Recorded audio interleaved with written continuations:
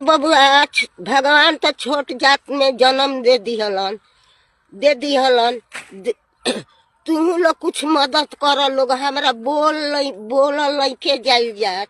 भैया एक बार जातिवाद हटा करके अपना माँ समझ के इस वीडियो को शेयर करके देखिए भैया, आपका दिल में ना जो सुकून आएगा ना भैया। ये माँ कलप रही है एक एक दाने के लिए, इसके आगे पीछे कोई नहीं है भैया। तो क्या आपका एक शेयर जो है ना भैया इस माँ का सपोर्ट कर सकता है? अब आप सोचिएगा कि शेयर करने से क्या होता है, तो शेयर करने से भैया इस माँ का पहचान बनेगा। जब पहचान बनेगा ना तो हम लोग जैसा जो क्रिएटर है वो जा करके इस माँ को 1000-500 आपकी वजह से मदद करेगा मेरे भाई, क्योंकि इनका वीडियो चला, इनका वीडियो मिलियन में जा रहा है मेरे भाई। तो आपका एक शेयर सोचिए कि एक बुढ़ी माँ को कितना हेल्प कर सकता है मेरे भाई।